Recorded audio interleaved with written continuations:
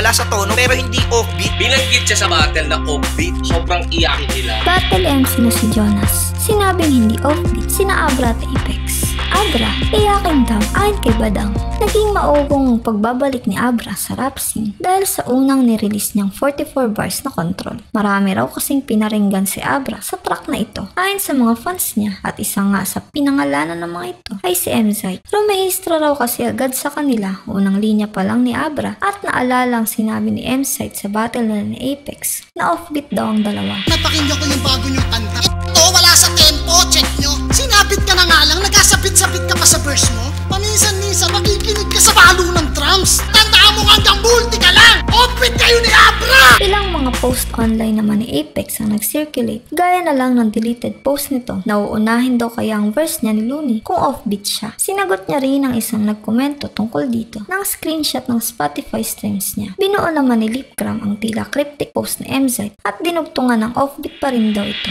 Nag-react naman si Badang sa issue at sinabing na-realize niya raw na sensitive daw pala si Abra nang gumawa agad ito ng diss dahil lang nabanggit ito sa battle. Ibinida naman ni Badang na hindi na raw siya tinatablan sa ilang ulit na pagdamay sa kanya sa mga laban ng mga MC. Napaka-sensitibo ni Abra. Binanggit siya sa battle na offbeat. Napikot siya, no? Nag-distract agad siya. Si Apex naman, parang naapektuhan din. Grabe, no? Sipin mo sa battle, ako halos lahat ng MC pinabanggit ako. Pero hindi ako umiiyak, di ba? Kasi battle. Nakakatawa lang sila. Sobrang iyakin nila. O totoo lang talaga yung sinasabi sa kanila na offbeat. Pumunta kayo dyan sa battle rap na yan. Iiyak lang pa lang kayo. Walang-wala talaga kayo sa akin, no? Apektado sila, no? Kahit na simpleng salita lang. Isipin mo, binanggit lang ni MZite si Abra sa battle. Gumawa ng distract. Samantala, nagbigay naman si Jonas ng kanyang opinion tungkol sa offbeat issue ni Abra at Apex. Para raw kay Jonas, pinakinggan niya raw ng mabuti ang track na Aral ni Looney na siyang pinagmula ng offbeat angle noon ni MZite. Hati raw ang maaaring maging reaksyon ng mga nakapakinig dito kung hindi ka artist ay hindi mo maiintindihan na singkopado raw ang dalawa. Ipinaliwanag din ni Jonas ang tungkol sa terminong ito at iginiit na ito ay base lang sa kanyang opinion bilang isang artist din. Para sa akin, hindi siya totally offbeat eh. Hindi siya offbeat. Si Kuya Smaglas kasi nung nakausap ko tungkol sa mga ganong banat, yung mga music artist pala may tinatawag palang syncopado. Mga artist na tumataliwas sa beat, gumagawa sila ng sariling tono. Hindi siya totally offbeat or wala sa tono. Basta gumagawa sila ng salungat dun sa beat na nilalapatan nila. Tunog sintonado, no? Pero syncopado siya. Kay Apex po kasi hindi siya basic rap eh. Siguro dahil nasanay tayo sa mga rap dati na 1-2-1-2. Kung mapapansin nyo, si Abra may mga overlap siya eh. Lampas na sa beat, tapos yung tugma niya sa pangalawang palo, dun pala tutugma. Kaya akala siguro ng iba offbeat, kaya nagiging tunog offbeat. Dahil may sariling technique sa pagrarap. Pwedeng maging offbeat talaga siya sa tenga ng iba dahil nasanay sila dun sa basic rap. Pwede rin naman siya hindi offbeat. Ako po bilang rap artist, pwedeng hindi rin. Nahahati siya dahil may iba na siyang way sa paglapat ng beat. Yun lang yung pinaka napansin ko kasi nung pinakinggan ko yung verse na Apex sa Abra dun sa Aral, yun dun sa pa-melody, para sa tenga ko lang ha. Siguro medyo wala nga siya sa tono. Wala sa tono pero hindi offbeat.